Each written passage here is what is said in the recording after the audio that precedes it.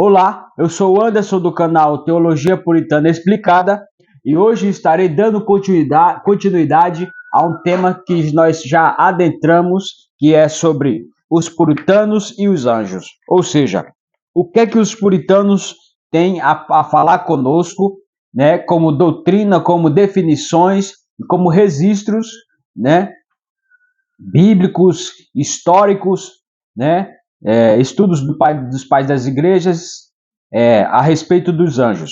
Então é sobre isso. Nós falamos na aula passada sobre a natureza dos anjos e agora vamos falar sobre a história dos anjos. Para falar sobre a história dos anjos, Dr. Jalbic, ele dividiu esse tema em alguns subtemas, que é para deixar mais claro aqui o ensino para nós. Ele falou sobre o decreto eterno de Deus acerca dos anjos, a criação dos anjos por Deus, a determinação divina de os anjos eleitos serem justos, o uso de anjos por Deus para serem servos da providência atual, a consumação divina da história por meio dos anjos. Certo? São 5 subtópicos aqui que tem. Então eu vou começar a desdobrar, talvez não dê para desdobrar todos, tá? Eu vou ver aí um momento para parar esse vídeo. Vamos lá. A ideia puritana sobre a história dos anjos tem início com o decreto eterno de Deus para eles. Prossegue com a sua criação, a queda de alguns anjos e a justiça continuada dos outros, que é a história como a gente conhece em Isaías, né? Que existe alguns salmos também que vai desdobrando essa história, ele dá uns reflexos para nós, né? Que é alguns assuntos que geralmente ele está acima, aquém de nós, né? Que é a história dos anjos, a criação, tal, a queda. Então vamos lá, é isso que ele vai tentar desdobrar aqui para a gente entender um pouco. Quando ele fala, prossegue com a sua criação, a queda de alguns anjos e a justiça continuada dos outros, ou seja, os que permaneceram, né, sem pecar, né?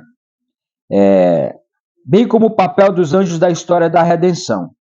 A história termina com o papel dos anjos no final desta era e ao longo de todo o dia glorioso.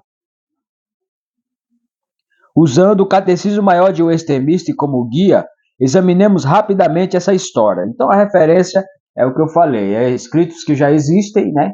Como os catecismos que existem aí, que foram resultado dos puritanos, né? Ali, aquele grupo de homens, né? Devotos a Deus ali, juntamente com alguns concílios, definições unânimes, né? Não é algo isolado da parte de algum deles, mas sim de um grupo organizado, né? Um tipo de concílio, né? Certo? Vamos lá então.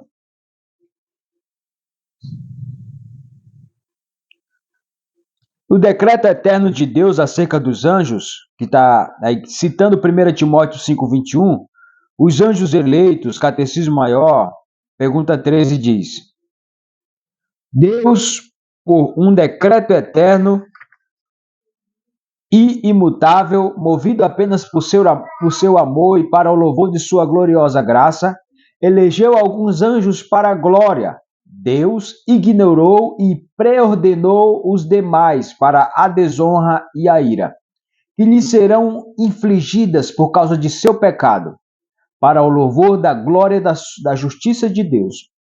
Então ele sempre tem referência aos atributos, né? Como você vê, quando ele fala sobre a justiça de Deus, né? É o que ele fala, né? A glória da justiça de Deus, para o louvor da glória da justiça de Deus. Está falando sobre punição, né? Então vamos lá. Assim, a eleição e a condenação eterna de homens tem paralelo na eleição e condenação eterna dos anjos. Percebe? Tem um paralelo. Dos homens tem um paralelo com o dos anjos, percebe? Então aí faz o sentido que realmente, né, é verídico, né, o que está escrito sobre o juízo final, a condenação e etc. Entendeu? Isso só reforça essa ideia. A predestinação dos anjos faz parte dos conselhos secretos de Deus e, portanto, está em grande parte oculta de nós, claro, está aquém de nós. Ridgway dedicou a esse assunto apenas um parágrafo no contexto da eleição, fazendo a observação de que, enquanto os homens são escolhidos para a salvação, dos pecados e são escolhidos em Cristo. Nenhuma dessas duas coisas se afirmam acerca dos anjos. Ou seja, não se fala a respeito disso, mas vamos ver o que ele fala aqui. Ó. Ou seja, a salvação é estendida, o convite ao arrependimento, ao pecado, né, em Cristo Jesus, é oferecido apenas aos homens e não aos anjos. Então vamos lá. Nenhuma dessas coisas se afirma acerca dos anjos eleitos. Cristo, principalmente aos eleitos, né, porque eles não caíram e depois retornaram, né, eles são... Tá, aí Jonathan Edwards vai desdobrar, na verdade, a primeira afirmação que é sobre os eleitos, né, ou seja, os anjos eleitos eles não são eleitos porque Cristo morreu na cruz por ele, né, entendeu? Ou seja, eles já eram eleitos antes de cair e não cair, eles já eram eleitos, né, e não caíram e não perderam essa eleição. Filho, pega ele.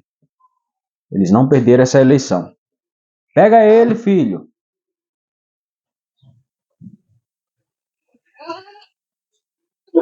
Vamos lá. Por outro lado, Jonathan Edwards entendia que a condição de Cristo como cabeça se estendia a toda a criação racional. Afirmou que santos e anjos estão unidos em Cristo e têm comunhão nele.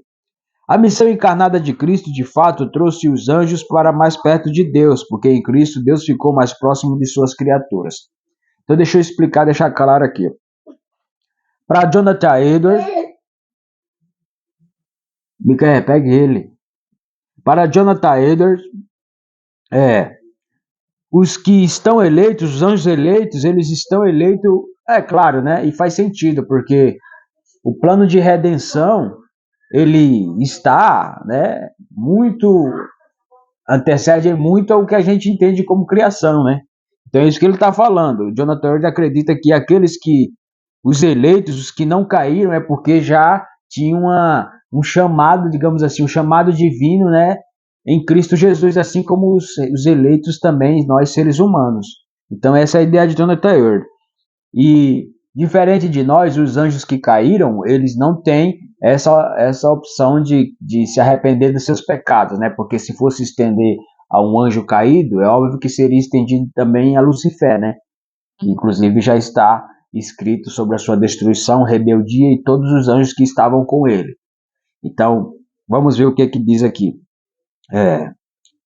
A missão encarnada de Cristo, de fato, trouxe os anjos para mais perto de Deus, porque em Cristo Deus ficou mais próximo de suas criaturas. Então aqui eles realmente dão o quê? Eles dão uma enfatizada no que Jonathan Edwards disse. Por quê? Porque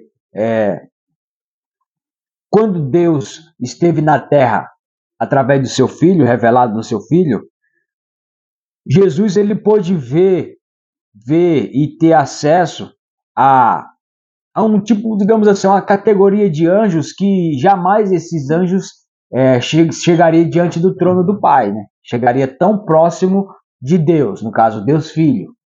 Porque existe uma hierarquia nos anjos, nos céus, não é? A gente não vê sobre isso, a Bíblia mostra, deixa claro. Tanto é que por isso que Lucifer ele recebeu uma punição mais proporcional, né, mais pesada sobre ele.